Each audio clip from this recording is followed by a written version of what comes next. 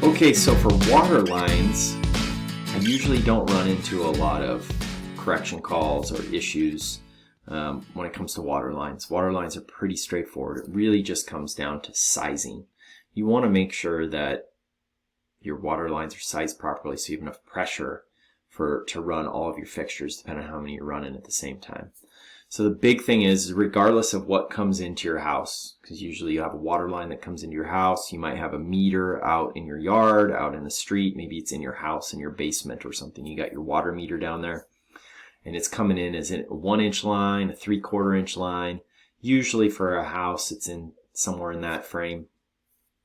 Usually suggest keep your main line 1 inch. Even if you got a 3/4 inch line, go with a 1-inch main. Take that main all the way to your hot water tank. And then from your hot water tank, even stick with 1 inch for your main line.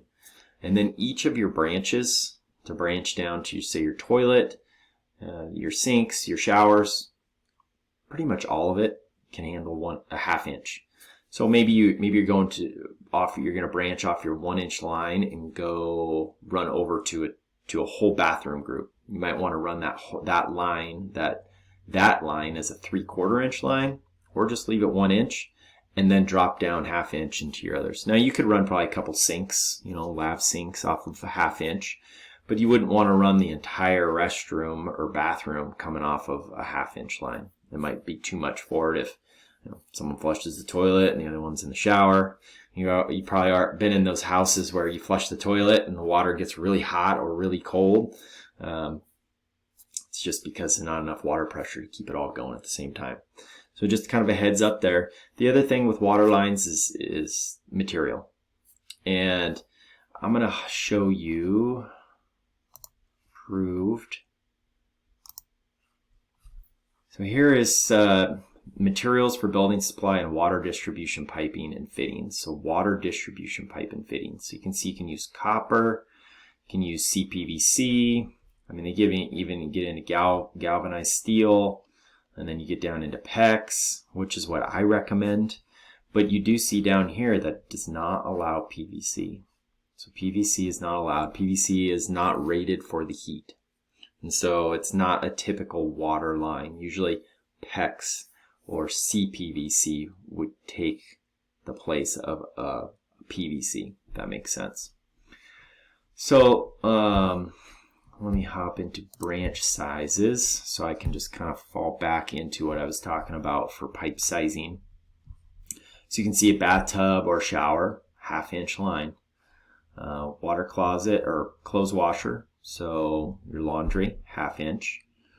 You can see hose bibs, outside spigots, 1/2 inch. We have sinks, so you have laundry and kitchen, 1/2 inch. And we even drop down here to toilets. We have 1/2 inch there as well. So you can see like 1/2 inch will cover any fixture in a house. It's just the fact that you don't want to run too many fixtures off of 1/2 inch line. So just when you're laying out your stuff, keep that in mind. Let's see here. And then I want to talk about a little bit about PEX. It just seems to be what everybody's using. It's easy to source. It's very malleable, meaning it can handle a little bit of freeze without breaking, versus copper.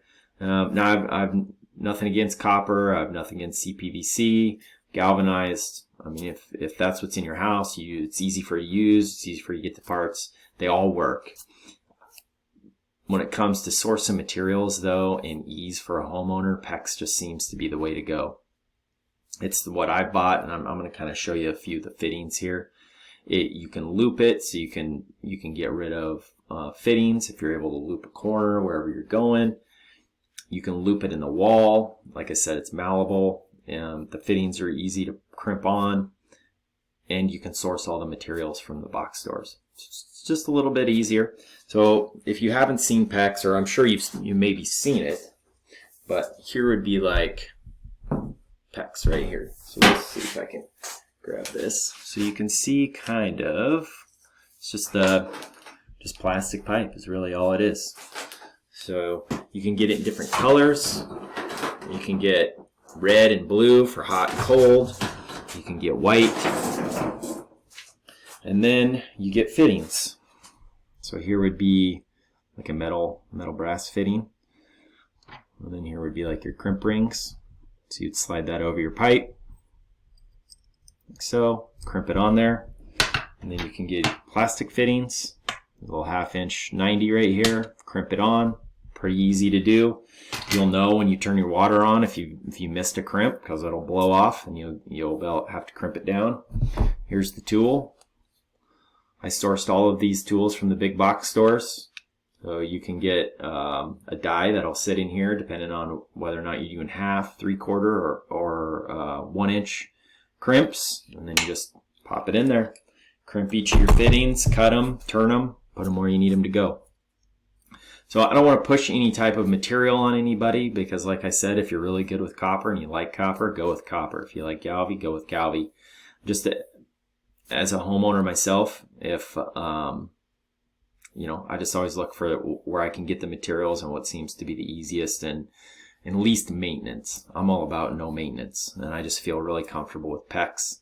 Once I put it in, that it's going to last for years, and I'm not going to have an accidental freeze or, you know, some type of solder joint that breaks loose or something like that. So anyways, as far as water's concerned, sizing, getting your materials, just make sure you size your main trunk line properly, and then you're pretty much good to go. I mean, that's the big thing on water lines. So, alrighty, move on to the next.